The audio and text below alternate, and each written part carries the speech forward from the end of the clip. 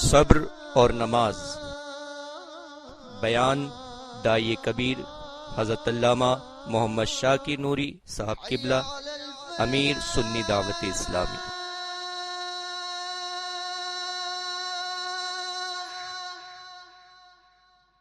الحمد للہ رب العالمین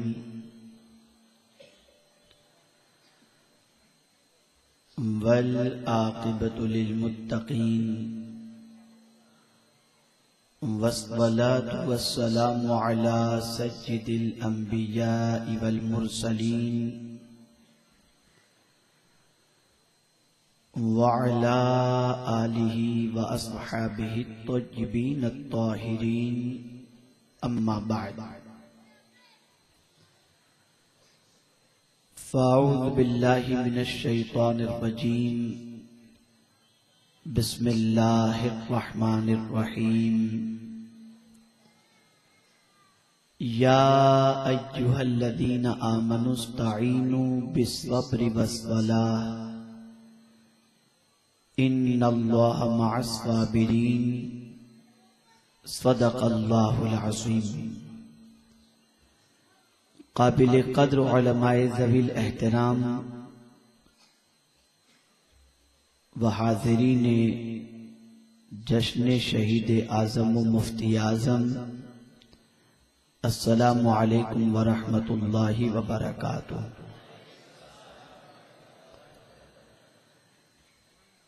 میرے پیارے آقا صلی اللہ تعالی علیہ وسلم کے پیارے دیوانوں، جس آیہ کریمہ کی تلاوت کا میں نے شرف حاصل کیا، اس سے متعلق کچھ معروضات پیش کرنے سے پہلے بارگاہ رسالت مآب صلی اللہ تعالی علیہ وسلم میں جس طریقے سے میں پڑھاؤں، اسی طریقے سے عقیدت و محبت میں ڈوب کر تحفہ درود و سلام پیش کرنے کی سعادت حاصل کریں. الصلاۃ والسلام علیک یا رسول اللہ، الصلاۃ والسلام علیک یا حبیب اللہ، الصلاۃ والسلام علیک یا نبی اللہ، الصلاۃ والسلام علیک یا نور اللہ، وعلی آلک و اصحابک یا حبیب اللہ، صلی اللہ تعالی علیہ وسلم. اہل سنت کا ہے بیڑا پار اصحاب حضور، نجم ہیں اور ناؤ ہے عطرت رسول اللہ کی. نگاہ مفتی اعظم نے زندہ کر دیا دل کو، انہی کا ساتھ محشر میں عطا ہو یا رسول اللہ صلی اللہ تعالی علیہ وسلم. میرے پیارے آقا صلی اللہ تعالی علیہ وسلم کے پیارے دیوانوں،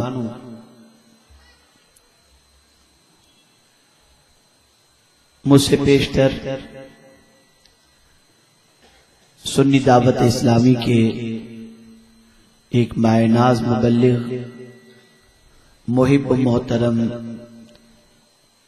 جناب سید امین القادری صاحب سے نہایت ہی پرمغز اور ایمان افروز خطاب آپ سن رہے تھے. میں قصداً ان کو آج اپنے ساتھ اسی لیے لے کر آیا کہ آواز کچھ گرفتہ تھی، تو سوچا آنے والے تشنا نہ جائیں، بلکہ مجھ سے بہتر انداز میں آج کل وہ گفتگو کرتے ہیں، تو ان کے ذریعے آپ کے تشنا قلوب سیراب ہو جائیں. اور مجھے یقین ہے کہ آپ نے ان کی گفتگو سے بہت کچھ سیکھا ہوگا، سمجھا ہوگا اور اپنے عقیدے کو درست کیا ہوگا.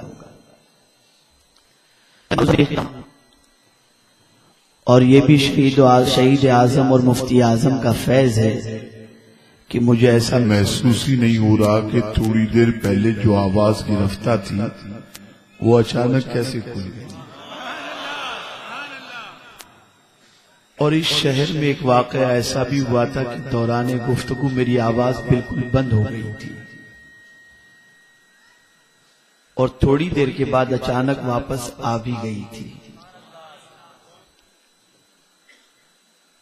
یہ آواز، یہ زبان کس کے لیے؟ تو پوچھو اس بریلی کے مست سے، تو کہتے ہیں دم واپسی تک تیرے گیت گاؤں، محمد ممجد پکارا کروں میں۔ زبان ہے ہی اس لیے کہ ذکر مصطفیٰ کیا جائے، اور کس کام کے لیے ہے؟ قرآن کہتا ہے وَقُولُوا لِلنَّاسِ حُسْنًا، لوگوں سے اچھی بات کہو۔ اور اس سے اچھی بات کیا ہو سکتی ہے جو مصطفیٰ کی بات؟ جب بات اچھی کہنے کا حکم ہے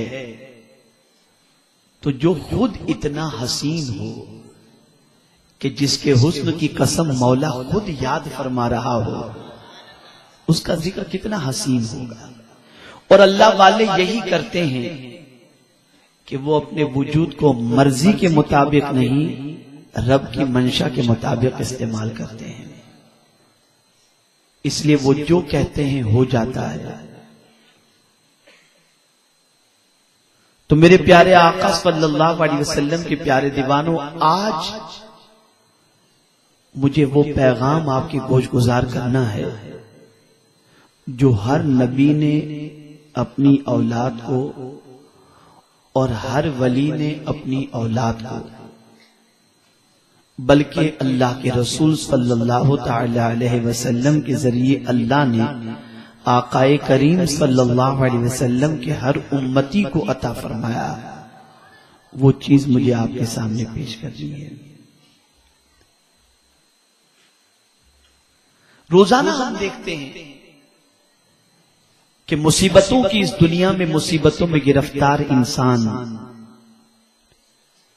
کبھی کالا جادو کرنے والے کے پاس چلے جاتے ہیں، کبھی سفلی علم والے کے پاس چلے جاتے ہیں۔ نتیجہ یہ ہوتا ہے کہ آبرو بھی جاتی ہے، دولت بھی جاتی ہے، اور کبھی کبھی ایمان بھی چلا جاتا ہے۔ اگر کوئی یہ سمجھتا ہو کہ یہ دنیا راحت کی جگہ ہے تو یہ اس کی غلطی ہے۔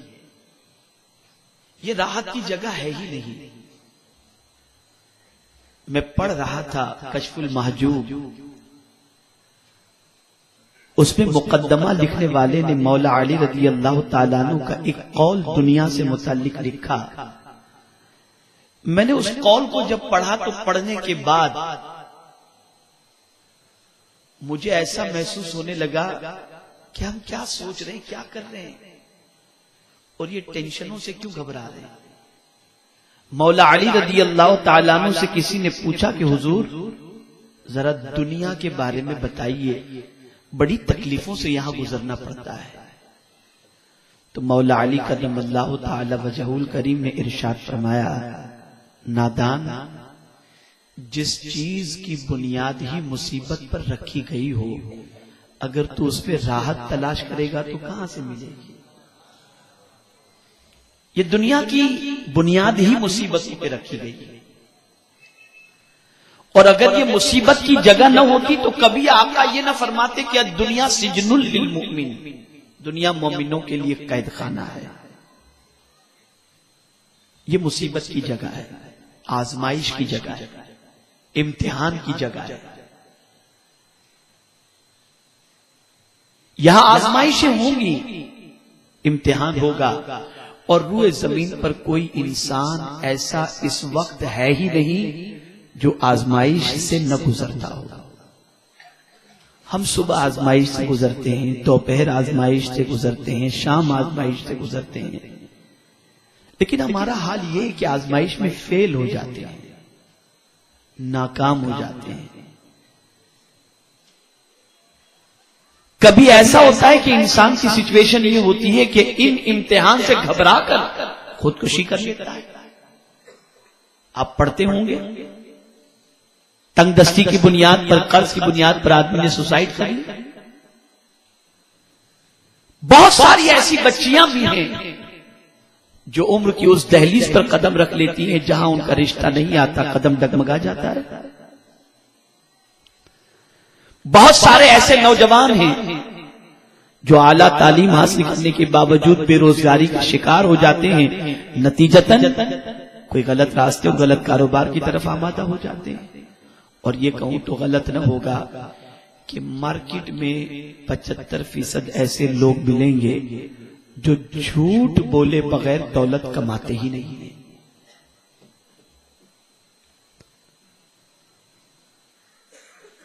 تو پھر سچویشن کیا ہے؟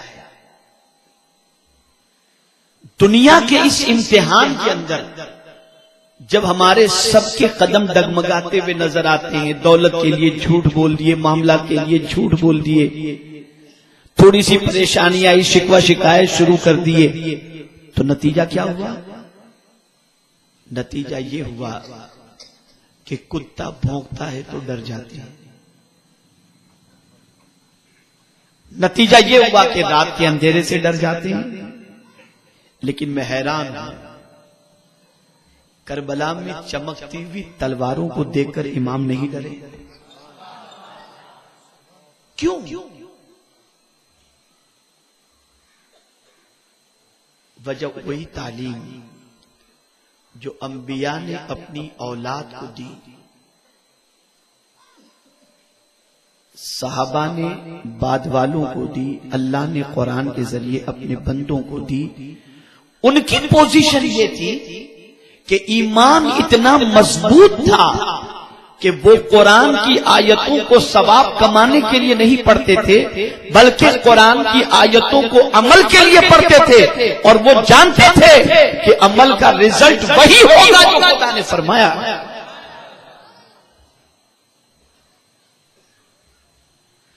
جس طریقے سے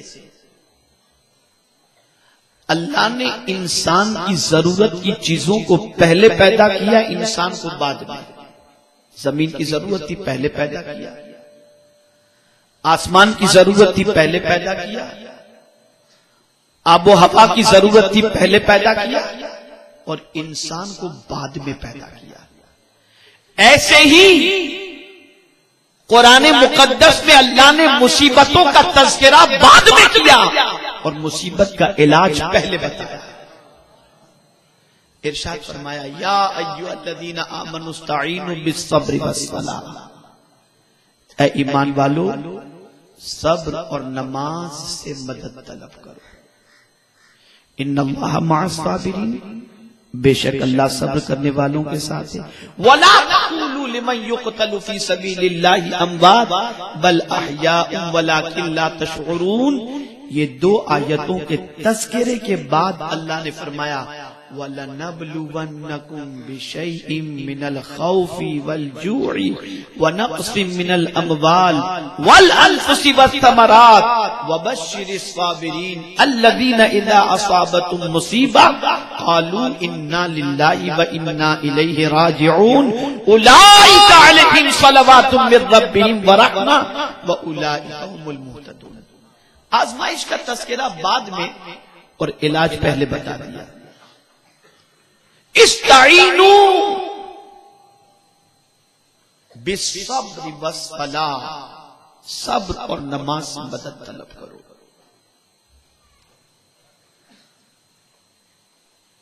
آپ ذرا سوچو کہ انبیاء کرام علیہ الصلوۃ والسلام نے اپنی اولاد کو، بھئی سب کیا معاملہ ہے، کیا معاملہ ہے؟ ایک مرتبہ درود شریف پڑھیں. اللہم صلی علی سیدنا و مولانا محمد معدن الجود والکرم وعلی الکرام وابنہ الکریم وبارک وسلم صلاۃ و سلاما علیک یا سیدی یا رسول اللہ صلی اللہ تعالی علیہ وسلم. انبیاء کرام علیہ الصلوۃ والسلام نے اپنی اولاد میں صبر اور صلاۃ کو اتنا کٹ کٹ کے بھر دیا تھا کہ کتنی ہی بڑی مصیبت اور امتحان کیوں نہ آ جائے، ان کی زبان پر شکوہ نہیں ہوتا تھا. جب جب مصیبت آئی دامن صبر انہوں نے تھاما اور صلاۃ کے ذریعے مدد طلب کی. میں آپ کو بتاؤں،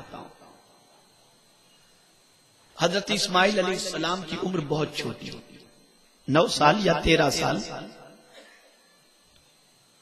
اور والد اپنے بچے سے کہہ رہے ہیں انی ارا فی المنام انی اذبحک فانظر ماذا ترى، کہ میں نے خواب میں دیکھا ہے کہ تمہیں ذبح کرتا ہوں، اس سلسلے میں تمہاری کیا رائے ہے، تمہارا کیا خیال ہے؟ ابھی آپ نے 10 ذی الحجہ کو قربانی کی، حضرت ابراہیم کی سنت پر آپ نے عمل کیا، یہ کیا ہے؟ وہ یادگار ہی تو ہے نا. جواب میں حضرت اسماعیل نے کیا کہا؟ وہی تربیت جواب دی، وہی تربیت.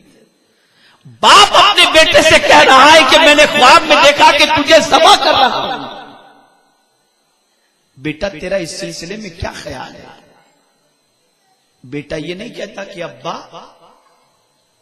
ایسا خواب آپ نے دیکھا، کیا مجھے آپ ذبح کریں گے؟ نہیں، باپ نے اپنی اولاد کی تربیت کے اندر اس عنصر کو شامل کر دیا تھا کہ جب بھی کوئی امتحان آئے تو دامن صبر نہیں چھوڑنا. جواب دیا انہوں نے اپنے والد کو، یا تفعل ما تؤمر ستجدنی انشاء اللہ من الصابرین.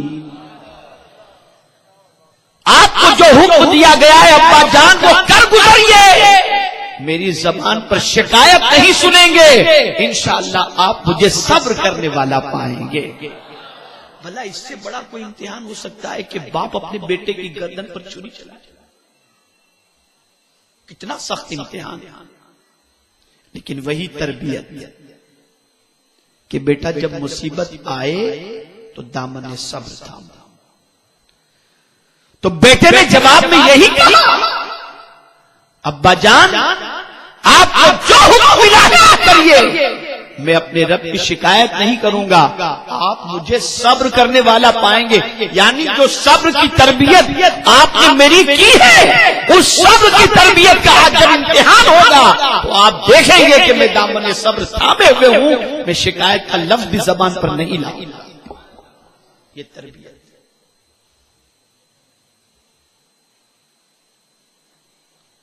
حضرت ایوب علیہ السلام امتحان سے گزرے. کیسا سخت امتحان.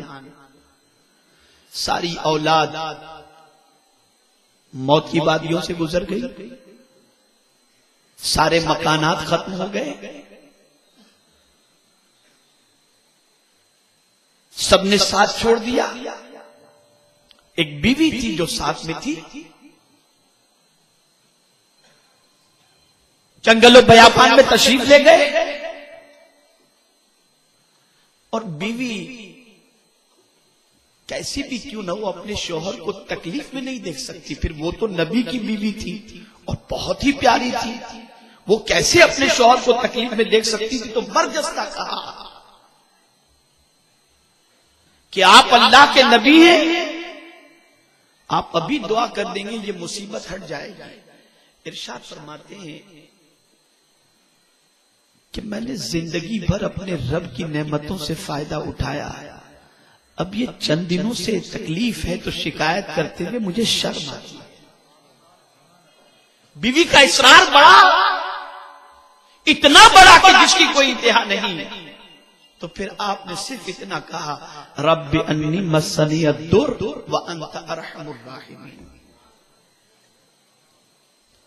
شکایت نہیں کی، مانگنے کا سلیقہ عطا فرمایا. عرض کرتے میرے مولا مجھے تکلیف پہنچی اور تو رحمان و رحیم ہے. تو مولا نے فرمایا ارکض برجلک ھذا مغتسل بارد و شراب. اے ایوب اپنے پیر کی ٹھوکر مار، چشمہ نکلے گا، اسے پی لے، اس سے غسل کر لے۔ آپ نے پیا اور غسل کیا، آپ کی زندگی کے اندر پھر سے جوانی لوٹ آئی اور آپ شفا یاب ہو گئے۔ اب حضرت ایوب نے جو شکایت نہیں کی اور سب کیا تو قرآن پکار اٹھا۔ اللہ فرماتا ہے انا وجدنا وہ صابرا، میں نے ان کو صبر کرنے والا پایا، اور پھر اتنی پیاری بات فرمائے نعم العبد، کتنا ہی اچھا بندہ، کتنا ہی اچھا بندہ۔ یہ ہے صبر۔ حضرت یعقوب کی زندگی دیکھو، ام المؤمنین حضرت عائشہ صدیقہ رضی اللہ تعالی عنہا پر بہتان کا لگایا گیا، تو جب آقا کریم صلی اللہ تعالی علیہ وسلم تو جانتے تھے کہ یہ بہتان ہی ہے، تو سرکار صلی اللہ علیہ وسلم نے کچھ دنوں کے بعد جا کر کے پوچھا یہ باتیں جو دنیا میں ہو رہی ہیں عائشہ اس بارے میں تم کیا کہتی ہے؟ قربان جائیے، انہوں نے کہا میں وہی کہتی ہوں جو قرآن مقدس میں آیا ہے، جو حضرت یوسف نے کہا تھا یا حضرت یعقوب نے، فصبر جمیل واللہ المستعان علی ما تصفون۔ بس اتنا کہنا تھا، آیت کریمہ نازل ہوئی اور حضرت عائشہ صدیقہ رضی اللہ تعالی عنہا کی طہارت کے حوالے سے آیتوں کا نزول شروع ہو گیا۔ صبر بہت قیمتی سرمایہ ہے، اور ایمان والوں سے اللہ ارشاد فرماتا ہے یا ایھا الذین آمنوا اصبروا وصابروا ورابطوا واتقوا اللہ لعلکم تفلحون۔ اے ایمان والو، صبر کرو اور صبر کی تلقین کرو، اور سرحدوں پر گھوڑے باندھے رکھو، سرحدوں کی حفاظت کرو، اور اللہ سے ڈرو تاکہ اللہ تمہیں کامیابی عطا فرمائے۔ صبر صبر اور صبر۔ جب صبر کا ثواب بیان کیا جا رہا تھا، جب نیکیوں کا ثواب اور اس امت کا ثواب بیان کیا جا رہا تھا، تو آقا کریم صلی اللہ علیہ وسلم نے اللہ سے عرض کیا میرے مولا میری امت کا ثواب اور بڑھا دے۔ کہا 1 کا 10 گنا کر دیتا ہوں، کہا اور بڑھا دے، کہا 70 گنا کر دیتا ہوں، کہا اور بڑھا دے، کہا 700 گنا کر دیتا ہوں، اور بڑھا دے۔ تو مولا نے فرمایا حرم کی 1 نیکی کو 1 لاکھ کے برابر کر دیتا ہوں۔ سرکار عرض کرتے مولا اور بڑھا دے، تو میرے کریم نے فرمایا انما یوفی الصابرون اجرهم بغیر حساب، جو صبر کرنے والے ہیں ان کو بے حساب اجر عطا فرمایا۔ تو حضور چاہتے ہی یہ تھے کہ بے حساب بدلا، بے حساب بدلا۔ تو اے رسول اعظم صلی اللہ علیہ وسلم کے دیوانوں، صبر، اس کا حکم حضور سے بھی اللہ نے حضور کو بھی دیا۔ رب اپنے محبوب سے ارشاد فرماتا ہے وَاصْبِرْ كَمَا صَبَرَ أُولُو الْعَزْمِ مِنَ الرُّسُلِ، صبر کیجئے جیسا کہ اولو العزم من الرسل میں سے صبر کیا، اولو العزم رسولوں نے صبر کیا ویسا صبر کیا۔ اور سرکار کا صبر سب کے صبر پر بھاری ہے، وہ ایسے ثابت ہے۔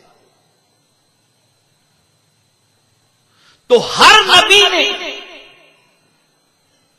اپنی اولاد کو، اپنے امتیوں کو صبر کی تعلیم دی۔ مصیبت آئے گی اس لیے کہ یہ مصیبت کی جگہ ہے، یہ تکلیف کی جگہ ہے۔ اگر تکلیف کی جگہ میں کوئی راحت کو تلاش کرے نہیں مل سکتا، تکلیف رہے گی، اتنی تکلیف کہ آپ کو دنیا میں آنا ہے تو آتے وقت آپ کی ماں کو تکلیف، اور وہ تکلیف ایسی ہوتی ہے کہ اس ایک تکلیف اور اس ایک جھٹکے کا اور درد کا ثواب پوری زندگی باقی خدمت کر کے بھی بچہ اتار نہیں سکتا۔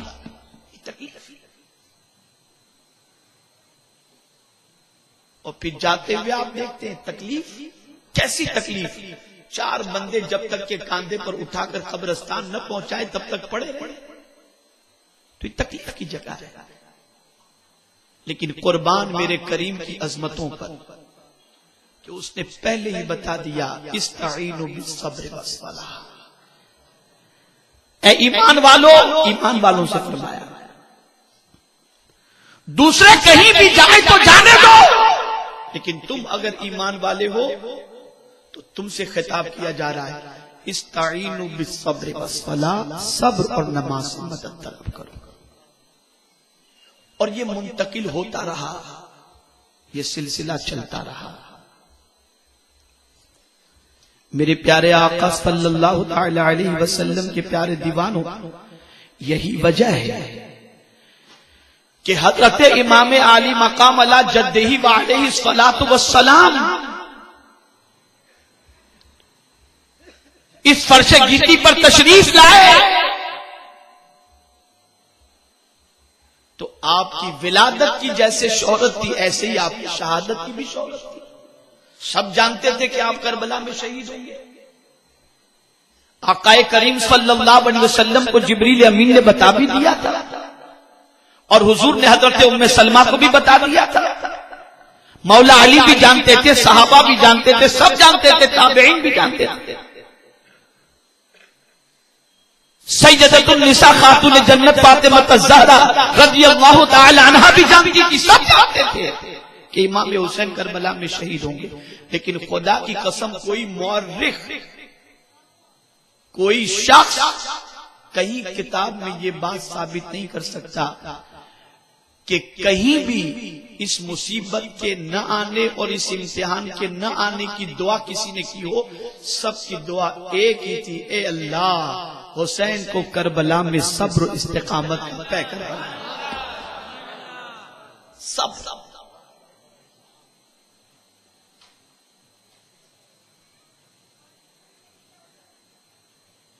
صبر کے معنی کیا ہوتا ہے؟ یہ ایک کیفیت کا نام ہے. صبر کیا ہے؟ ایک کیفیت کا نام ہے. جماؤ، ٹھہر جانا. اسی لیے پہلوان کو صبور کہتے ہیں کہ وہ جو جگہ پکڑتا ہے نا وہ چھوڑ وہیں پر رہتا ہے. تو صبر کے معنی جماؤ کے جو اسٹینڈ لیا ثابت قدم رہو، ڈٹے رہو اس پر.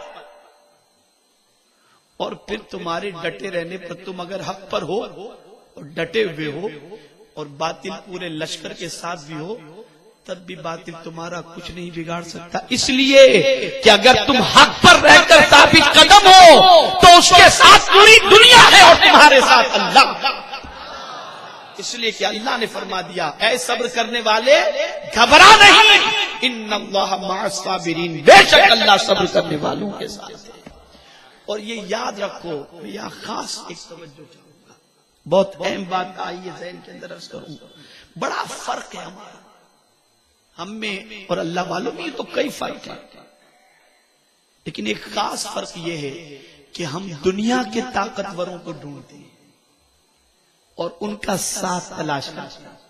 یہ طاقتور ہے، اس سے دوستی کر لو، یہ طاقتور ہے، اس سے دوستی کر لو، یہ فلاں ہے، اس سے دوستی کر لو، یہ منسٹر ہے، اس سے دوستی کر لو، کام آئے. لیکن اللہ والے کبھی اس کی فکر نہیں کرتے. وہ ہمیشہ یہ سوچتے ہیں اللہ کا ساتھ کیسے نصیب. اس لیے کہ وہ جانتے ہیں کہ قرآن مقدس میں اللہ نے فرما دیا نحن اولیاؤکم فی الحیات الدنیا وفی الآخرہ، ہم تمہارے مددگار ہیں دنیا میں بھی اور آخرت کے اندر بھی مددگار ہیں. تو وہ اللہ کا ساتھ ڈھونڈتے اور ان اعمال کے متلاشی ہوتے جن اعمال کے اختیار کرنے پر اللہ کا ساتھ نصیب ہو جائے. اور میں نے دیکھا ہے کہ جن چیزوں سے اللہ کا ساتھ نصیب ہوتا ہے ان چیزوں کو اختیار کرنا نفس پر بڑا کیا ہے، بہت تکلیف ہوتی ہے. اس لیے اللہ کا ساتھ یوں نہیں ملتا، بہت تکلیفیں اٹھانی پڑتی ہیں. صبر کتنا کڑوا گھونٹ ہے. ابھی پوری تقریر میں صبر پر کروں اور جاتے ہوئے کسی نے ایک گالی دے دی، ساری تقریر ختم، آدمی مارنا شروع کر دے گا، سب تقریر پوری بھولی. تھوڑی ہی دیر کے اندر آدمی آپے سے باہر ہو جاتا، کنٹرول گما دیتا. لیکن اللہ والے اللہ کا ساتھ تلاش کرتے ہیں تو تکلیفوں پر ایسا صبر کرتے ہیں، ایسا صبر کرتے ہیں کہ میرے پیارے آقا صلی اللہ تعالی علیہ وسلم کے پیارے دیوانوں، دنیا ان کا کچھ بگاڑ ہی نہیں پاتی، بگاڑ ہی نہیں پاتی.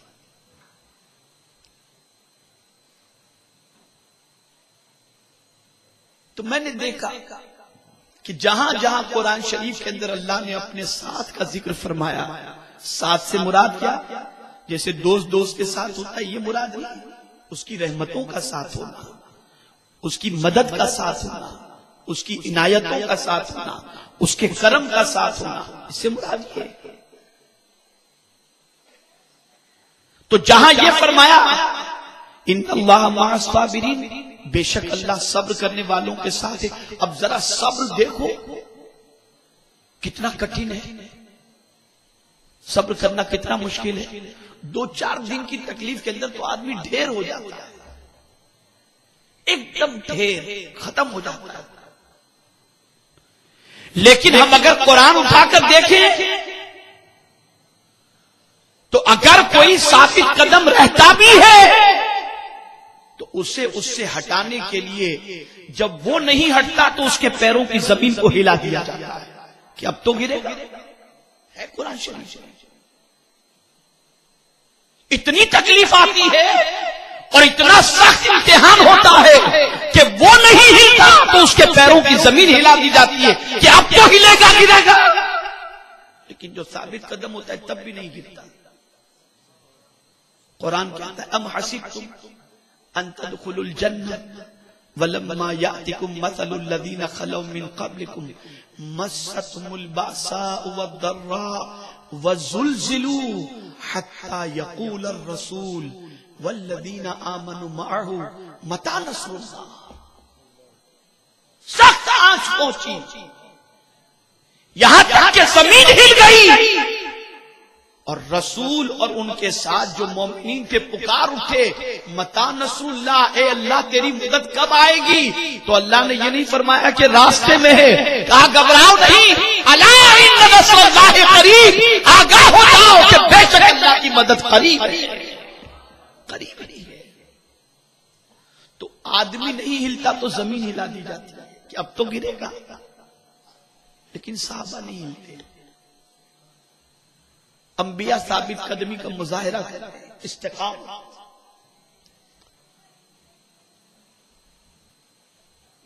کہ کتنی ہی دنیا کوشش کیوں نہ کر لے سچائی سے ہٹانے کی، غلط راستے پر لے جانے کی، لیکن وہ ثابت قدم رہتے ہیں، دامن نہیں چھوڑتے صبر کا، اس لیے کہ وہ جانتے ہیں کہ صبر ہی وہ راہ ہے جس کے ذریعے انسان بلندی کے مقام تک پہنچ سکتا ہے. قرآن نے کہا وَمَا يُلَقَّاهَا إِلَّا الَّذِينَ صَبَرُوا وَمَا يُلَقَّاهَا إِلَّا ذُو حَظٍّ عَظِيمٍ. بہت بڑے مرتبے تک یا تو صبر کرنے والا پہنچتا ہے یا قسمت کا دھنی پہنچتا ہے. اور مجھے یہاں مولا علی کا ایک قول یاد آیا صبر کے حوالے سے، اور میں جب یہ قول یاد کرتا ہوں طبیعت مچل جاتی ہے. مولا علی کریم اللہ تعالی وجہ الکریم ارشاد فرماتے ہیں صبر ایسی سواری ہے جو اپنے سوار کو گرنے نہیں دیتی، نہ کسی کے قدموں میں نہ کسی کی نظروں میں.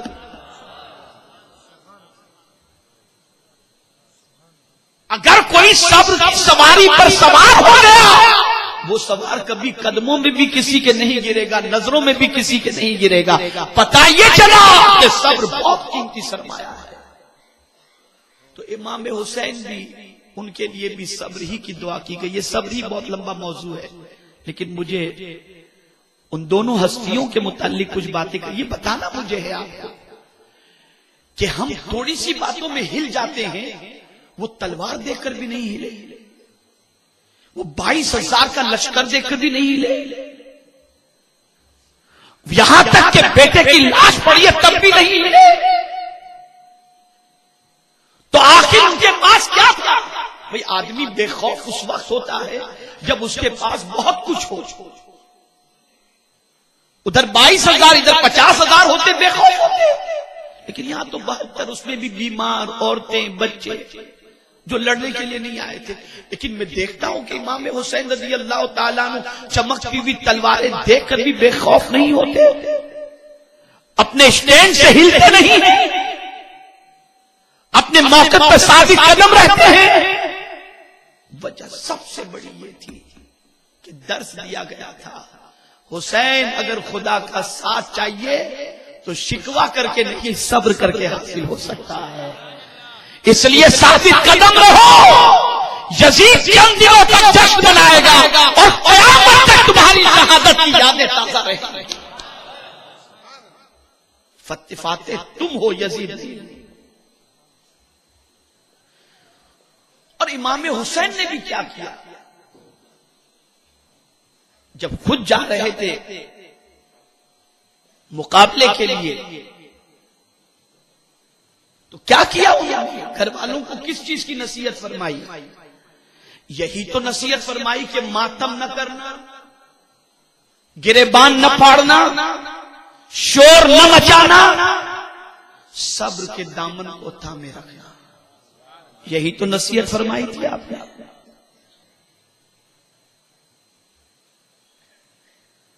مجھے حیرت ہوتی ہے، بہت تبلیغ کی بات کرتے ہیں، کبھی چینل کی بات کرتے ہیں، کبھی انگریزی میں اور کبھی ادھر ادھر کے اماموں کو بلا کر کے اور دنیا کو یہ بتانے کی کوشش کرتے ہیں کہ دیکھو ہم کتنے پاپولر اور کتنے مقبول ہیں اور ہماری صلاحیت کیا ہے۔ تم جس اسلام کی تبلیغ کرتے ہو وہ اسلام کس کے ذریعے ملا؟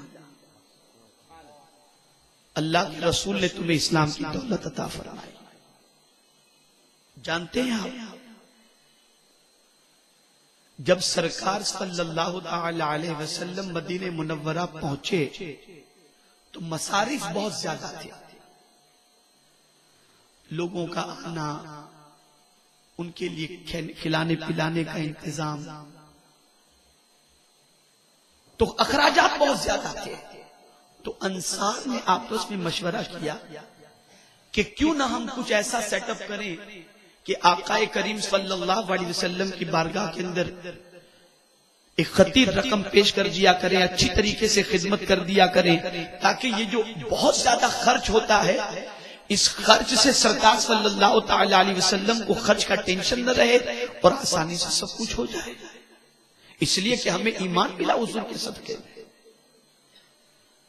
بس آقا کریم کو خبر ہو گئی کہ میں نے جو اسلام کی تبلیغ کی ہے تو میرے کثرت مصارف کو دیکھ کر یہ چاہتے ہیں کہ مال کے ذریعے میری مدد کریں۔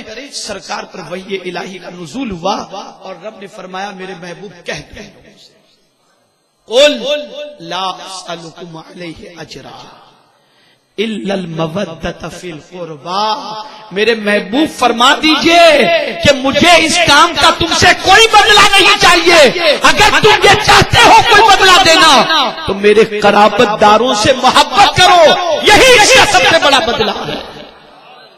نادانوں، جس قرابت داروں سے مدد کے حوالے سے رب نے حکم دیا کہ محبوب تم کہہ دو، جس رسول اپنے دین اسلام کی خدمت کا تم سے کوئی صلہ نہیں مانگا سوائے اس کے کہ ان کے قرابت داروں سے محبت کی جائے، اسی قرابت داروں کو تحت دیکھ کرنے والوں کو تم جنتی ڈکلیئر کر رہے ہو، اور اس کو جنتی بنانے کے لیے اتنی ایڑی چوٹی کا زور۔ در حقیقت یہ بھی مغربی سازش ہے، یہ مغربی سازش ہے۔ میں جنگ کا تھوڑا سا واقعہ آپ کو سمجھاؤں۔ امام یزید کے ہاتھ میں ہاتھ دینے کو کیوں تیار نہیں تھے؟ کیوں تیار نہیں تھے؟ وجہ سب سے بڑی یہ تھی کہ اس زمانے میں ماڈرن ٹیکنالوجی کا دور نہیں تھا، الیکٹرانک اور پرنٹ میڈیا کا دور نہیں تھا، لوگوں کو اسلام سمجھنا ہوتا تو خلیفہ وقت کی زندگی کو دیکھ کر لوگ اسلام سمجھ لیا کرتے تھے۔ اب امام حسین رضی اللہ تعالیٰ عنہ نے دیکھا کہ خلفائے راشدین کے کردار کو دیکھ کر لوگوں کی زندگیاں بدلتی تھی، اور یزید کا کردار اتنا خطرناک تھا کہ اس کے کردار کو اگر کوئی اپنائے تو وہ جہنم کے راستے کا تو مسافر بن سکتا ہے، جنت کے راستے کا مسافر نہیں بن سکتا۔ وہ فاسق تھا، فاجر تھا۔ اگر میں یہ کہوں تو غلط نہ ہوگا کہ حضور صلی اللہ تعالی علیہ وسلم کو جو اپنی امت کی فکر تھی، اسی سنت کو امام حسین نے زندہ کیا، اور امام چاہتے تھے کہ میں ایسا راستہ حضور کی امت کو دے کر کے جاؤں جس راستے پر چل کر کے وہ جنت کے مسافر بن جائیں۔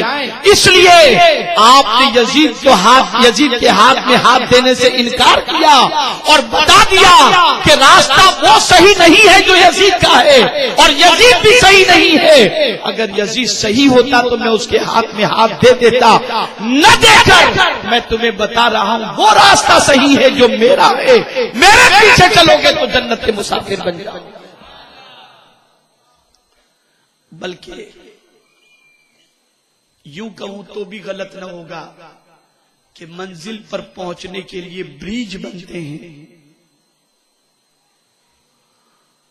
اور بریج سیمنٹ وغیرہ کا بنتا ہے، کنکر وغیرہ کا بنتا ہے، پتھر کا بنتا ہے، اسٹیل کا بنتا ہے، لیکن اے امام آپ کی عظمتوں پر قربان کہ آپ نے جنت تک جانے کے لیے جو بریج بنایا وہ اپنے بچوں کے خون سے اسے آپ نے تعمیر فرمایا ہے کہ جو اس راستے پر چلے گا وہ جنت کا مسافر بن جائے گا۔ امام نے جنت کا راستہ بتایا، بچوں کو قربان کر کے اسلام کا حسین چہرہ دنیا کے سامنے بے نقاب کیا۔ اے رسول اعظم صلی اللہ علیہ وسلم کے دیوانوں، مغرب چاہتی ہے، مغرب یہ چاہتا ہے کہ کسی بھی رہنما کو دیکھ کر، اس کے کردار کو دیکھ کر، اس کے عادات و اطوار کو دیکھ کر اس کے نقش قدم پر چلنے کا جذبہ پیدا ہو۔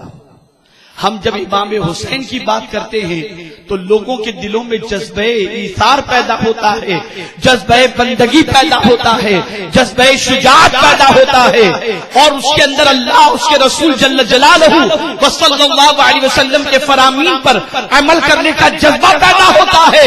لیکن جب یزید کے کردار کی بات آئے گی تو نماز کا جذبہ پیدا نہیں ہوگا، سجدے کی تڑپ پیدا نہیں ہوگی۔ تو مغرب نے یہ سوچا کیوں نہ ایسا کیا جائے، اس فاسق و فاجر کو ہیرو بنانے والوں کو پروموٹ کیا جائے اور ایسے لوگوں کو آگے بڑھایا جائے جو یزید کو اپنا آئیڈیل بنائیں، تاکہ یہ پوری دنیا اس کے نقش قدم پر چل کر اپنی دنیا بھی برباد کر جائے اور آخرت بھی برباد کر جائے۔ اس لیے ایسے گروپ کو تشکیل دیا گیا۔ ایک چھوٹی سی بات، یزید کے بارے میں تو ابھی یہی شک و شبہ میں ہے، ثابت کرنے کی کوشش کی جا رہی ہے کہ وہ مغفور اللہ میں ہے یا نہیں، اسی کشمکش میں ہے۔ لیکن ہم تو اس کی بات کرتے ہیں جو جنتی ڈکلیئر ہے، جنتی ڈکلیئر ہے، اور جسے ڈکلیئر کربلا کے میدان کے بعد نہیں، پیدا ہوتے ہی جنتی ڈکلیئر کر دیا گیا۔ اور اگر کوئی یہ کہے کہ امام تخت و تاج کے لیے لڑنے گئے تھے تو میں کہوں گا اس تخت و تاج کی کیا حیثیت ہے، جسے جنت کے جوانوں کا تاج سرداری کا اللہ کے رسول نے دے دیا ہو، وہ اس تاج کے لیے کیا؟ سبحان اللہ، نعرہ تکبیر، نعرہ رسالت، امیر سنی دعوت اسلامی۔ ایک شاعر کا بڑا اچھا شعر ہے، ذرا قوم کو بیدار تو ہو لینے تو، ہر قوم پکارے گی ہمارے ہیں سبحان اللہ، سبحان اللہ، ہمارے ہیں حسین۔ تو چمکتی ہوئی تلواروں کو دیکھ کے بھی حسین ابن علی کے پیروں کے اندر جو لغزش نہیں آئی، وجہ یہ تھی کہ انہوں نے صبر اور صلات سے مدد طلب کی تھی، دامن صبر تھاما تھا، شکایت وہاں نظر نہیں آتی. تو اب کیا ہم بھی مصیبتوں اور امتحان میں صبر کریں؟ طبیعت چاہتی ہے مصیبت میں کسی کو پکارنے کی. پکارو جسے امام زین العابدین نے پکارا تھا انہیں پکارو. کسے پکارا تھا؟ امام زین العابدین نے کربلا سے یہی تو کہا تھا یا رحمت للعالمین ادرک لزین العابدین. یہی تو پکارا تھا.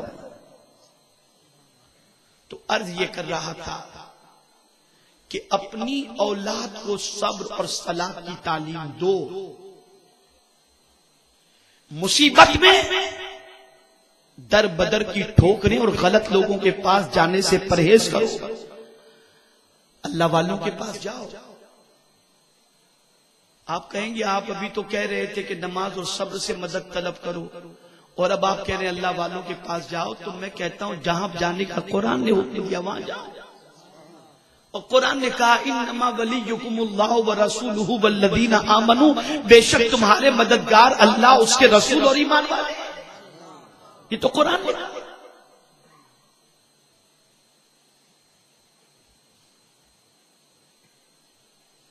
تو یاد رکھو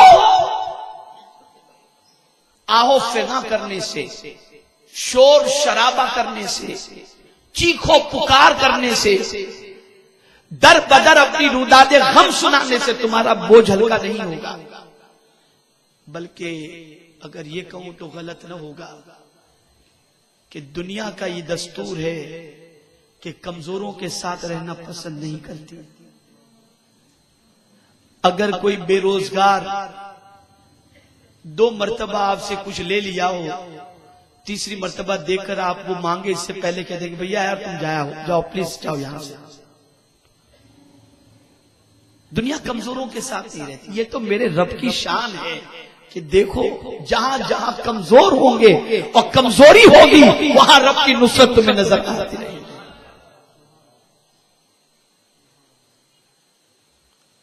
تو آپ اگر انسانوں کے سامنے روئیں گے نا تو آبرو چلی جائے گی، وقار چلا جائے گا، بھرم ختم ہو جائے گا، احترام ختم ہو جائے گا. اور اس کے بس کا روگ بھی تو نہیں ہے کہ کچھ وہ آپ کے کام آ سکے سوائے اللہ کے ولیوں کے کہ اللہ ان کی دعاؤں کو قبول فرماتا ہے اور ان کے صدقے میں انسانوں کی پریشانیوں کو دور فرماتا ہے. اور کمزوروں اور ان سے پیار کرنا یہ بہت بڑی سعادت کی بات ہے. دنیا میں انسان کمزوروں کو ڈھکیلتا ہے. حضور فرماتے مجھے تلاش کرنا ہو تو کہاں تلاش کرو؟ سرکار فرماتے ابغونی فی ضعفائکم، مجھے ڈھونڈنا ہو تو تم میں کے کمزوروں میں ڈھونڈو. اس لیے کہ جس کا کوئی نہیں اس کا خدا ہے اور اس کا رسول، اس کے رسول صلی اللہ علیہ وسلم. اب آپ دیکھیے شکایت دامن صبر کو چھوڑ دینا، اس سے معاملہ بگڑ جاتا ہے. اور آج پوری دنیا میں مسلمان اس لیے پریشانی کا شکار ہے کہ غیروں کے پاس جا جا کر اپنی پریشانیوں کا رونا روتا ہے. غیر سے مراد وہ 3 زمرے جو میں نے بتایا، اللہ، اس کے رسول اور ایمان والے جو ہیں، ان سے ہٹ کر کہیں جا کر کے آدمی روتا ہے نا، آبرو چلی جاتی ہے. بلکہ اگر یہ کہوں تو غلط نہ ہوگا، مسلمانوں کا غیروں کے پاس رونا یہ غیروں کو اچھا لگتا ہے. قرآن کہتا ہے ان تصب کا حسنۃ تسؤہم، اگر تمہیں تکلیف پہنچتی ہے تو ان کو اچھا لگتا ہے. وَإِن تُصِبْكَ سَيِّئَةٌ يَفْرَحُوا بِهَا، اگر تمہیں راحت پہنچتی ہے تو انہیں تکلیف ہوتی ہے، اور جب تمہیں تکلیف پہنچتی ہے تو وہ بہت خوش ہوتے ہیں. تو اب کیا کیا جائے؟ کہیں تو رونا ہے نا، تکلیف میں تو رونا ہے، کہیں آنسو تو بہانا ہے. تو سنو، حضرت سلیمان علی نبی جنا علیہ الصلوۃ والسلام کے دور پاک میں ایک سرمایہ دار نے ایک طوطی خریدی اور طوطی کی آواز بڑی اچھی تھی، چہچہاتی تھی، اسے اچھا لگتا تھا۔ ایک دن ایک طوطی آئی اور پنجرے کے پاس اس کے بیٹھ گئی اور بیٹھ کر کے اس کو کچھ اس نے کہا اور اڑ کے چلی گئی۔ جب سے وہ طوطی بولنا ہی بند کر دی۔ وہ سرمایہ دار حضرت سلیمان علیہ السلام کے پاس پہنچا، عرض کرتا ہے حضور میں نے بہت بڑی قیمت دے کر ایک طوطی خریدی تھی، لیکن وہ طوطی نے بولنا بند کر دیا ہے، ذرا آپ ہی کچھ اس سلسلے میں کریں۔ ارشاد فرمایا لے آؤ طوطی کو۔ وہ پنجرے کے ساتھ طوطی کو لے کر کے پہنچا۔ حضرت سلیمان علیہ السلام نے طوطی سے پوچھا، اس پرندے سے، کہ کیا بات ہے تو نے چہچہانا چھوڑ دیا ہے؟ تیرے مالک نے جو خریدا تھا تیری آواز سننے کے لیے اور تو بولنا ہی بند کر دی۔ تو کہتی یا سلیمان علیہ السلام معاملہ یہ ہے کہ جو میری بولی وہ پسند کرتا تھا اسے تو میری بولی سمجھ میں نہیں آتی تھی، میں اصل گنگناتی نہیں تھی، میں تو جو پنجرے میں تھی نا تو اس پنجرے میں رہنے کی وجہ سے آہو فغاں کرتی تھی، شکایت کرتی تھی کہ میں پنجرے میں قید ہوں، میرے ہم جنس اڑ رہے ہیں، آزاد گھوم رہے ہیں، میں پنجرے میں قید ہوں۔ میرا چہچہانا، میرا یہ گریو زاری کرنا میرے مالک کو پسند تھا، لیکن ایک روز ایسا ہوا کہ ایک طوطی ہماری ہم جنس جو ہے وہ آ کر کے بیٹھی اور کہی کہ سون یہ جو تو چلاتی ہے نا، یہ بے صبری کا جو مظاہرہ کر رہی ہے نا، اسی لیے تو قید میں ہے، تو چپ ہو جا، شکایت بند کر دے، صبر کر کے صبر کرنے والے کے ساتھ اللہ۔ تو میں چپ ہو گئی، اب شکایت تو اب میرے مالک کو میں پسند نہیں۔ حضرت سلیمان علیہ السلام نے اس کے مالک سے کہا اس کی قیمت مجھ سے لے لو، اسے مجھے دے دو۔ کہا حضور یہ تو بتائیے کہ اس نے کیا ایسا کہہ دیا کہ آپ خریدنے کے لیے تیار ہو گئے؟ تو سلیمان علیہ السلام نے فرمایا بڑے رئیس کی بات اس نے کہی ہے، اس نے کہا کہ صبر کرو، صبر کرنے والے کے ساتھ اللہ ہے۔ میں شکایت کرتی تھی اسی لیے پنجرے میں تھی، چپ ہو گئی ہوں تو میرے مالک کو اب پسند نہیں ہے۔ مالک نے کہا اچھا یہ بات ہے، میں اسے آزاد کرتا ہوں۔ پتہ یہ چلا شکایت کرو گے پنجرے میں چلے جاؤ گے، صبر کرو گے اللہ تمہیں عذاب عطا کرے۔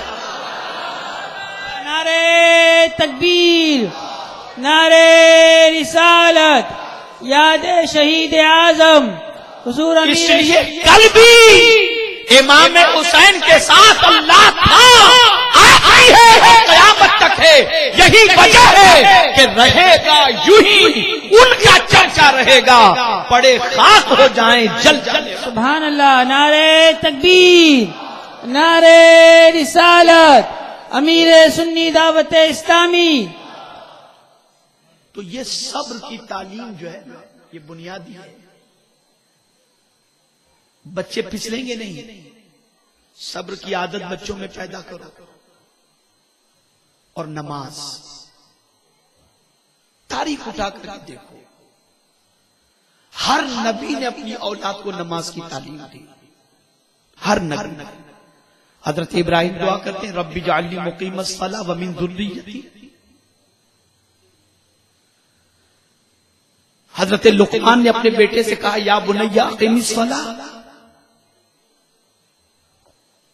حضرت اسماعیل کہتے ہیں واوصانی بالصلاۃ۔ تو یہ سب جگہ نماز کی تعلیم ملتی ہے۔ پتہ یہ چلا کہ یہ دو ایسے ہتھیار ہیں کہ ہر مصیبت میں تمہارے لیے مدد کا کام دیتے ہیں۔ اس لیے آپ دیکھیں گے کہ دشمنوں کے مقابلے میں ڈٹ کر کے رہنے والے جتنے بھی ہمارے اسلاف نظر آئیں گے ان کی زندگی میں یہ دو مضبوط سہارے آپ کو دکھیں گے، نماز اور صبر۔ سرکار حضرت مفتی اعظم علیہ رحمہ کی زندگی دیکھو، وہ بھی صبر کے پیکر تھے۔ کیسا صبر، کیسا صبر۔ انہوں نے شہید اعظم کی زندگی پڑھی تھی، وہ تلواروں سے ڈرنے والے نہیں تھے، خوف زدہ ہونے والے نہیں تھے۔ ایمرجنسی کے اس دور کو یاد کرو جب دارالفتہ بک چکے تھے، قلم بک چکا تھا، سیاہیاں بک چکی تھی، سب کچھ بک چکا تھا، اور حکومت کی ایما پر فتووں پر فتوے نسبندی کے جواز کے حوالے سے دینا شروع ہو گیا تھا۔ اس وقت حضور ریحان ملت رحمت اللہ تعالی علیہ کہیں تشریف فرماتے اور انہوں نے رازل آبادی علیہ رحمہ سے کہا مجھے ابھی بریلی شریف پہنچنا چاہیے، اس لیے کہ حکومت کا دباؤ بڑھ رہا ہے کہ مفتی اعظم بھی نسبندی کے جواز کے سلسلے میں فتویٰ دے دیں، اور حضرت جو ہے وہ تو کبھی دینے والے نہیں ہیں، لیکن دباؤ اتنا بن رہا ہے کہ مجھے ڈر لگ رہا ہے کہ کہیں حضرت کے سلسلے میں وہ لوگ کوئی سخت قدم نہ اٹھائیں۔ لیکن قربان جائیے جرأت ایمانی پر، پریشر بڑھ رہا ہے، دباؤ بڑھ رہا ہے۔ ارے جب تم کو تقریباً دارالفتہ کے مفتیوں کا فتویٰ مل گیا تو ایک مفتی اعظم کے فتوے سے کیوں ڈر رہے تھے؟ تو بات وہی ہے، سب نے بھلے بیعت کر لی ہو، امام حسین کا ہاتھ امام حسین کا ہاتھ ہے۔ اس ہاتھ اس لیے کہ بچپن میں امام حسین کی شہادت کی شہرت تھی اور بچپن میں مفتی اعظم کی ولایت کی شہرت تھی۔ ادھر رسول نے شہرت دی تھی، ادھر آل رسول نے شہرت دی تھی۔ سبحان اللہ، بات وہی نظر آتی۔ سبحان اللہ۔ کیسے دبتے وہ؟ جلال آ گیا، دباؤ بڑھا، جلال کا قلم لاؤ، کاغذ لاؤ، نسبندی حرام ہے، حرام ہے، حرام ہے، اس کے خلاف فتویٰ لکھا۔ ادھر سے دباؤ یہ بڑھ رہا ہے کہ فیور میں دو، ادھر بلند آواز سے حق بات پہنچا رہے ہیں اور فرماتے ہیں اسے پوری دنیا میں پھیلا۔ باطل سے نہیں ڈرے، خوف زدہ نہیں ہوئے۔ کیوں؟ اس لیے کہ یہاں بھی وہی چیز تھی، نماز اور صبر۔ نماز، میں آپ کو بتاؤں ولی کی ڈیفینیشن کیا ہے؟ علامہ تفتازانی رحمت اللہ تعالی علیہ نے جو ولی کی تعریف فرمائی ہے اس میں یہ فرمایا ولی وہ ہے جو حتی المقدور اللہ کی ذات و صفات کا عارف ہے اور اللہ اور اس کے رسول کی اطاعت کے اندر دوام اس کی زندگی میں ہو، اور گناہ کبائر کا مرتکب نہ ہو اور گناہ صغائر پر اصرار کرنے والا بھی نہ ہو، اور مباح لذات و شہوات میں مستغرق ہونے اور اس کے انہماک سے بچتا ہو۔ یہ تعریف علامہ تفتازانی رحمت اللہ تعالی علیہ نے ولی کی فرمائی۔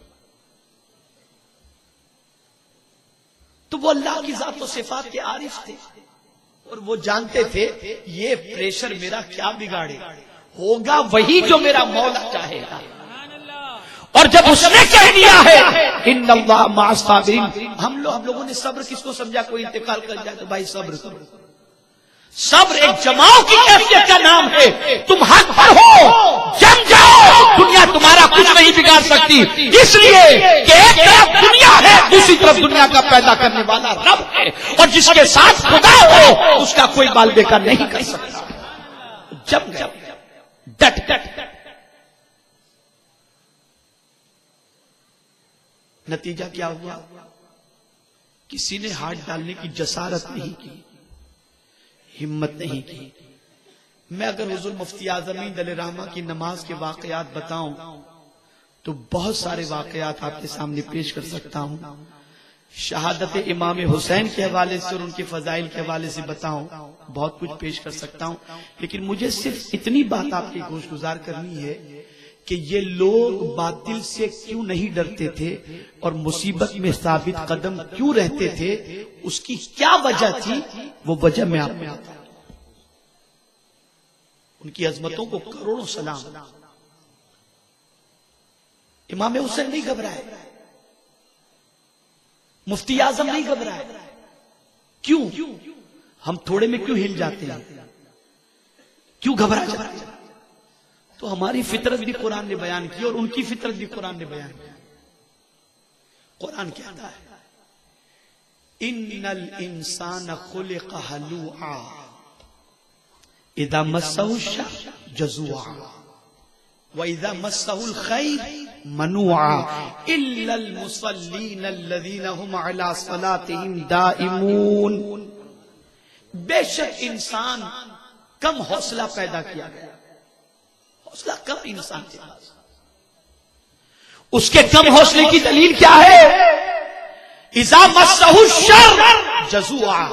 جب تکلیف پہنچتی ہے تو شور مچاتا ہے، جزا فضا کرنے لگتا ہے، مر گیا، پریشان ہو گیا، تکلیف میں ہوں، یہ ہو گیا، وہ ہو گیا. وَإِذَا مَسَّهُ الْخَيْرُ مَنُوعًا. جب اسے راحت پہنچی تو کنجوس ہو گیا.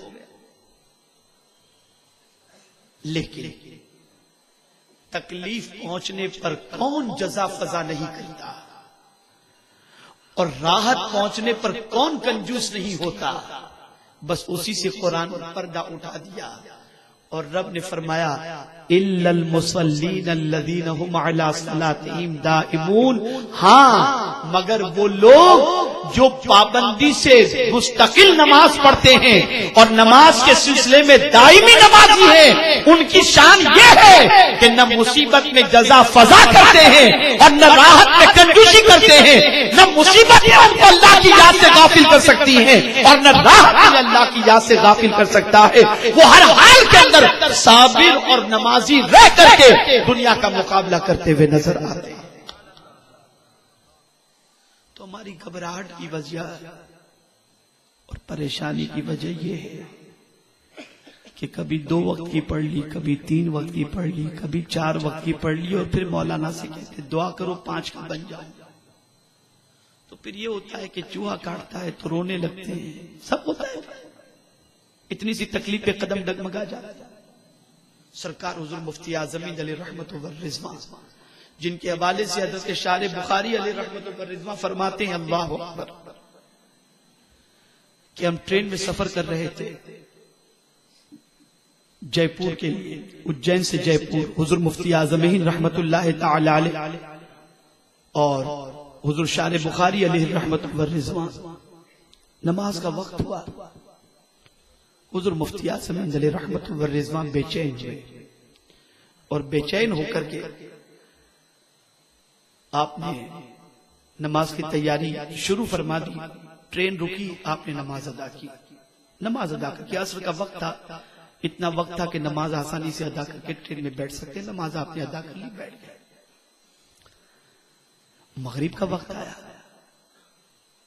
اب جہاں ٹرین رکنی تھی وہاں زیادہ وقت نہیں رکنا تھا ٹرین، لیکن حضور مفتی اعظم علیہ رحمہ مصلی لیے سیدھے اترے. پلیٹ فارم پر آپ نے مصلی بچھایا اور نماز شروع کر دی. شارح بخاری علیہ رحمہ گاڑی میں، اس لیے کہ ان کو معلوم تھا کہ ٹرین یہاں پر بہت کم وقت کے لیے رکتی ہے. آپ نے سوچا اگر ٹرین چل پڑی تو حضرت کا سامان کا کیا ہوگا.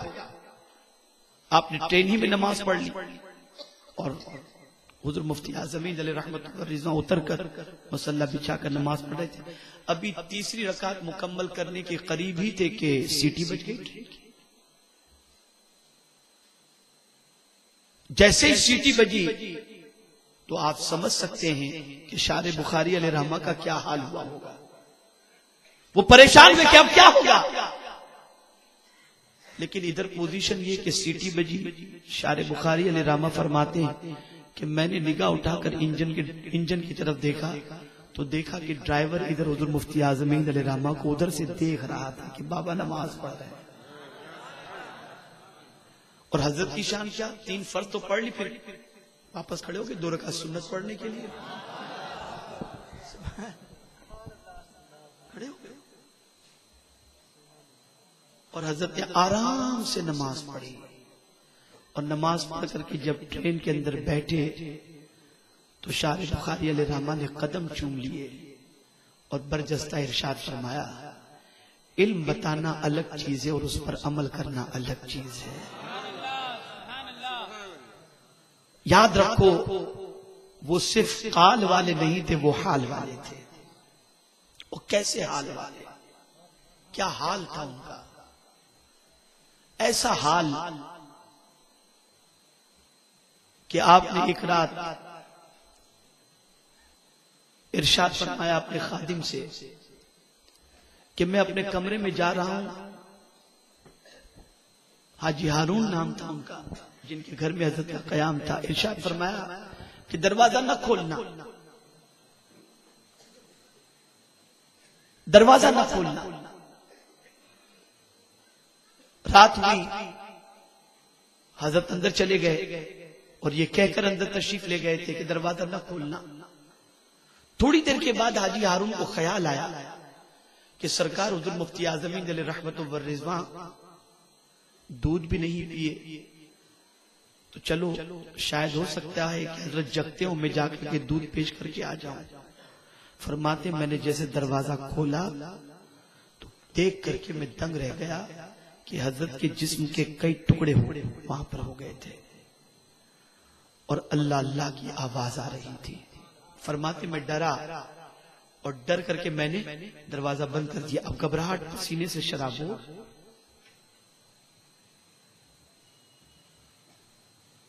پھر اس کے بعد صبح جب ہوئی تو حضرت نے خود دروازہ کھولا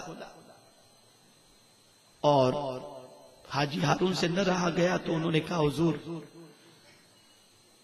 میرا پتہ چلا، حضرت کو کسی نے بتایا کہ حاجی ہارون کو بخار آ گیا اور بہت گھبرائے ہوئے ہیں۔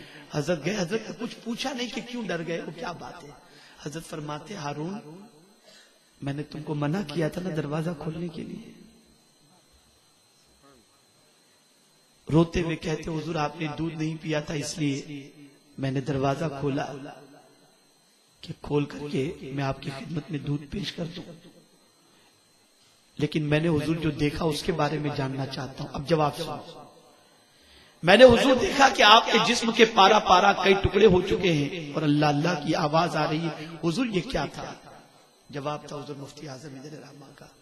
ارشاد فرماتے ہیں میں قتیل عشق مصطفیٰ ہوں، روز جیتا ہوں روز مرتا ہوں، روز جیتا ہوں روز مرتا ہوں۔ اور فرمایا ہارون جب تک میں زندہ ہوں اس کا تذکرہ کسی سے مت کرنا،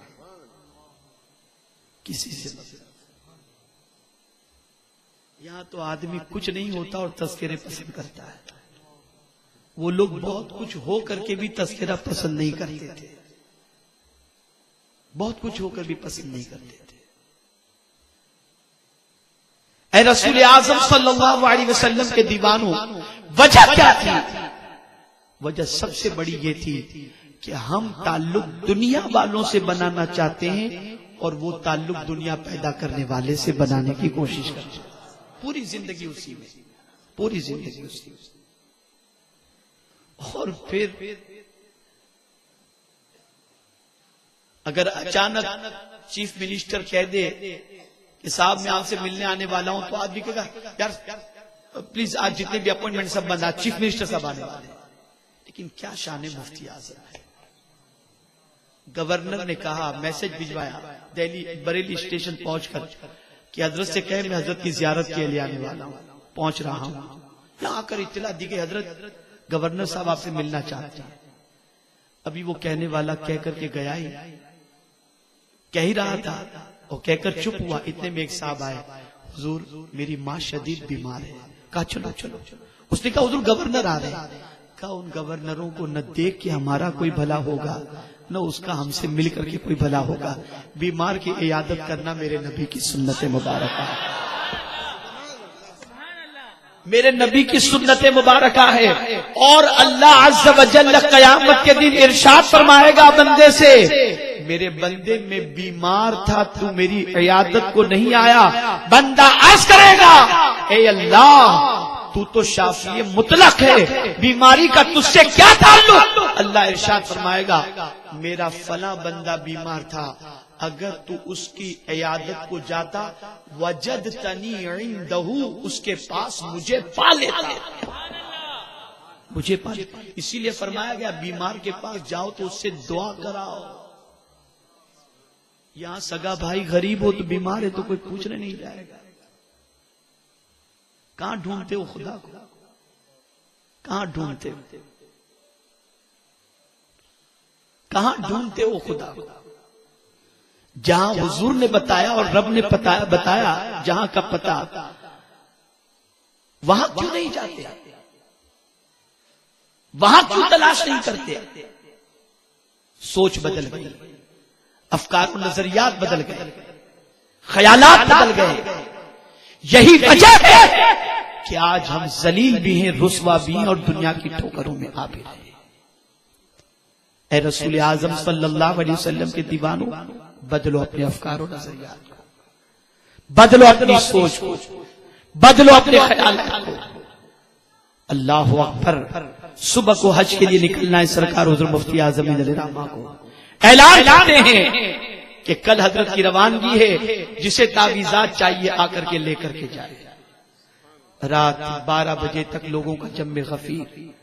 جب سب کے تعویذات مکمل ہو چکے تب حضرت نے اعلان کیا اب تو کوئی باقی نہیں حضور، اب کوئی باقی نہیں. حضرت نے فرمایا چلو ٹھیک ہے. حضرت اب آرام گاہ میں تشریف لے گئے. دروازے پر کچھ خدام کھڑے تھے. ایک صاحب دوڑتے ہوئے آئے. میں نے سنا ہے کہ کل صبح حضرت تشریف لے جائیں گے کئی مہینوں کے لیے. جی مجھے کچھ تعویذات چاہیے. کہا دیکھو لمبے سفر کے لیے حضرت کو جانا ہے اور آرام کا حضرت کو موقع دو. رات کافی ہو چکے، تھوڑی دیر حضرت کی نیند ہو جائے گی تو کل سفر میں آسانی ہوگی. وہ رو رہا ہے، بڑی مہربانی ہوگی، بڑا کرم ہوگا. یہ سلسلہ چل رہا ہے. اچانک دونوں کی گفتگو کی آواز حضور مفتی اعظم علیہ رحمہ کو کمرے میں پہنچ گئی. آپ نے محسوس کیا کہ باہر کچھ آپس میں گفتگو ہو رہی ہے. اٹھے، دروازہ کھولا. کیا بات ہے؟ حضور یہ شخص تعویذ لینے آیا ہے. تو کہا تم نے مجھے جگایا کیوں نہیں؟ وہ عرض کرتا ہے حضور آپ بہت تھکے ہوئے تھے، صبح لمبے سفر کے لیے جانا تھا. ارشاد فرماتے ہیں قیامت کے دن اگر میرا مولا مجھ سے پوچھے گا کہ تجھے میں نے بندوں کی حاجتوں کو پوری کرنے کے لیے ولایت دی، تجھے میرے بندوں کی حاجت کو پوری کرنے کے لیے بنایا تھا، میرا بندہ تیرے دروازے پر آیا اور تو نے اپنی نیند اڑائی اور تو نے اس کا سوال پورا نہ کیا تو میں قیامت میں اپنے مولا کو کیا جواب دوں گا؟ فرمایا بیٹے بیٹھ جاؤ، مجھے معاف کر دو، اس نے اٹھانے میں کوتاہی کی ہے. اور اس کے بعد اس شخص کو آپ نے فرمایا کاہے کے لیے تعویذ چاہیے؟ اس نے عرض کرنا شروع کیا یہاں تک کہ اس شخص نے 12 تعویذات لیے اور حضور مفتی اعظم علیہ رحمہ نے اسے 12 تعویذات بنا کر. ایسے نہیں ہوتا.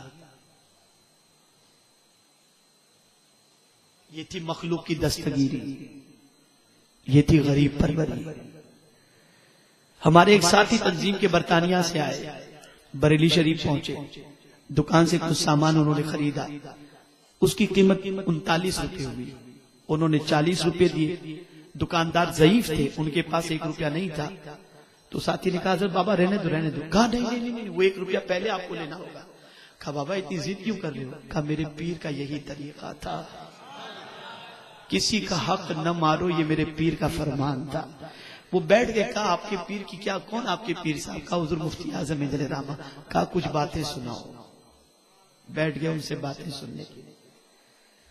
تو سرکار حضور مفتی اعظم علیہ رحمہ کے حوالے سے انہوں نے کہا میرے پیر کی شان یہ تھی کہ کتنا ہی غریب کیوں نہ ہو اگر آ جاتا اور کتنی ہی معمولی سواری لے کر وہ آ جاتا اور کہتا کہ فلاں بیمار ہے حضرت پڑھ کر کے دم کر دیں، دعا کر دیں، حضرت اس کے ساتھ اس کی سواری میں چلے جایا کرتے تھے. تم نے سنا تو ہوگا، کیا بات ہے، تم نے سنا تو ہوگا کہ آقا کسی کو نہ نہیں فرماتے تھے. مفتی اعظم سرکار کی اس سنت پر عمل کر کے کسی مصیبت زدہ کو نہ نہیں فرمایا.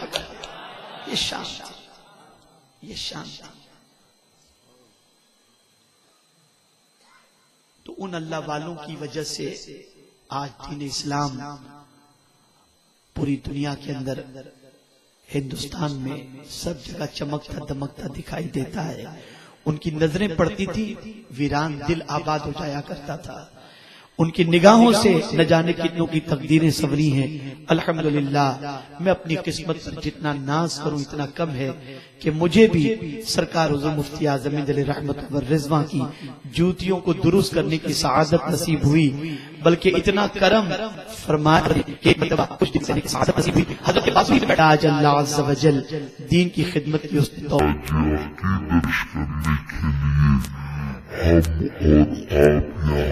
حاضر ہیں. ان کی بارگاہ میں سب سے بڑا خراج عقیدت شہید اعظم اور مفتی اعظم کی بارگاہ میں سب سے بڑا خراج عقیدت آج یہی ہوگا کہ ہم یہ عہد کریں کہ مصیبت اللہ نہ کرے جب بھی آئے گی ہم صبر اور صلاح سے مدد طلب کریں گے اور حق پر دین پر ثابت قدم رہتے ہوئے گناہوں سے اپنے دامن کو بچانے کی کوشش کریں گے. اللہ رب العزت جل جلالہ مجھے آپ کو سب کو توفیق نصیب فرمائے. میرے پیارے آقا صلی اللہ علیہ وسلم کے پیارے دیوانوں، سنی دعوت اسلامی کا بین الاقوامی سنی اجتماع وادی نور آزاد میدان میں 13، 14، 15 دسمبر کو ہونے جا رہا ہے. آپ اپنی دیرینہ روایت کے مطابق امڑتے ہوئے سیلاب کی طرح کثیر تعداد میں آنے کی کوشش کریں. آپ بھی آئیں، دوستوں کو بھی لائیں، احباب کو بھی لائیں اور سب کی زندگیوں کو عشق مصطفیٰ صلی اللہ علیہ وسلم کا مدینہ بنائیں. وما علینا الا البلاغ المبین. السلام علیکم ورحمۃ اللہ وبرکاتہ. 29 نومبر بروز جمعہ بعد نماز عشاء سنی دعوت اسلامی کا عظیم الشان سنی اجتماع زیتون پورہ منگل بازار سے لیب پر ہوگا، جس میں انشاءاللہ حضور امیر سنی دعوت اسلامی خصوصی خطاب فرمائیں گے. رسالت کے پروانوں ہر سنیچر کو بعد نماز عشاء سنی دعوت اسلامی کے عالمی مرکز اسماعیل حبیب مسجد میں سنی اجتماع ہوتا ہے. آپ حضرات پابندی کے ساتھ اس میں شرکت فرمائیں. سنی دعوت اسلامی کی ویب سائٹ sunnidawatislamי.net پر وزٹ کریں اور بہت ساری دینی معلومات حاصل کریں.